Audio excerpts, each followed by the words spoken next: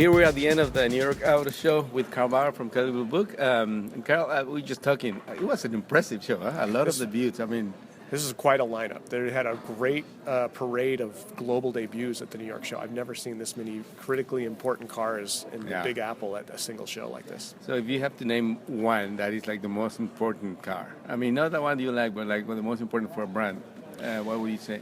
Well, Ford is really serious about trying to revive the Lincoln brand, and they've been doing very good Lincoln versions of Fords for a while, but this Lincoln Continental they showed that doesn't look like a Lincoln version of a Ford. It looks like a Lincoln. That is very encouraging for the brand. And it's interesting because they've been doing prototypes of that car for like 15 years, it seems, right? I know. Remember the one they showed in like 2003 or something like that? It was kind of cool looking too back then. They've needed with the suicide doors and all that? Yeah, they have needed a Continental that pays proper homage to that brand and wears that name for a long time, and we finally get one that looks like it's going to be production ready soon. Yeah, but I mean, the car looks stunning, but I mean, maybe, I don't know if that can make it all the way to production. I mean, they probably have to tone it down a little bit, no? My understanding from what I heard, my rumblings I heard, was that I think Mark Field said something like, we're basically done. Wow. So yeah, because they announced probably it's going to be produced next year, right? Yeah, it's going to be produced soon. And it really makes sense when you think about it, Javier, because it's got such a rear seat kind of first-class amenities thing. And, of course, they just launched the brand in China. So that kind of car in China is going to be a big hit. Yeah, exactly. Yeah, another big car that, I mean, not only because of the size, but like the importance, I think the CT6, I think because of the global impact that also is going to have for Cadillac. A lot of the same things we just said about Lincoln, same for Cadillac. They're trying to get things going. China is a hugely important market. It just gets more important all the time.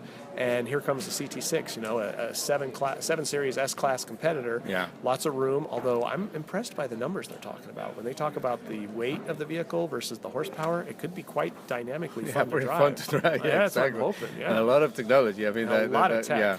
Yeah. A lot of tech. I mean, I saw the interior. I wasn't that impressed with the interior. Right. I think it's too much of the old stuff. I think a lot of people felt that way a little bit about the exterior. The exterior isn't shattering. It isn't. It's more the technology than engineering. It's really the dynamics and the technology that they're going to try to be showing off with that car. What else impressed you? I was glad to see Honda really get aggressive on the Civic. I know. They need to. We know that. And they've been all over the world with that, but not here. Yeah, now we're going to get the Type R here. The car's styling looks much better. It's going to be roomier. It's going to have a lot of technology, a turbo engine for the first time, not just in the R, but in the mainstream ones. And, of course, don't forget, they owned that segment for decades. They own the compact car segment, and they really haven't owned it for a while. They haven't had fun with it and make money with it. Look what's going on with them versus Nissan on volume sales-wise. Exactly. Nissan's now rivaling them in the U.S. Absolutely, it's pretty incredible. Mm-hmm. Let's see, another thing that I liked, the Lexus RX. I mean, the design of that car. I posted a picture on Instagram. One of my friends, she owns one. Yeah. Her comment was orgasmic. Really? So she liked it. She really liked it. Well, that's good to hear because, I wondered if they would scare off some of that buyer base. They've owned that market since they brought that car out. 17 years ago. They've owned that luxury crossover market, and that car's represented really Lexus as a brand. Exactly. It's always been their best seller.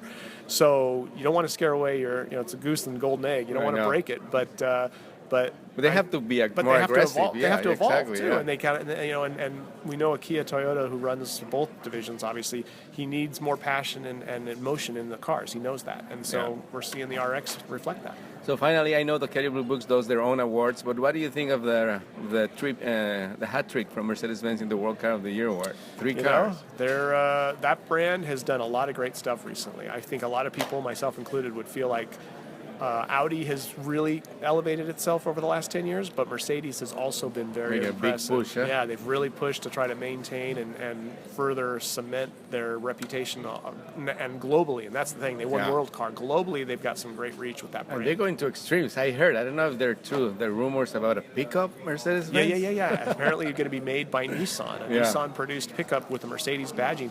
And again, that kind of makes sense. The international markets, they like these luxury nameplates. And trucks are very hot right now. And, of course, the U.S. makers kind of own the U.S. market for trucks. but I think there's some space maybe out there across the planet. And they do have experience making commercial vehicles. So they know how to make trucks, and people like that brand everywhere. Everyone knows that Mercedes star. Excellent, yeah. Well, Karl, thank you. I don't want to take much of the time here in New York. I know you're busy. You have a big party tonight, too. Yes, big party tonight. You're supposed to be there. I know. Thank you very much, and I'll talk to you soon. Good time.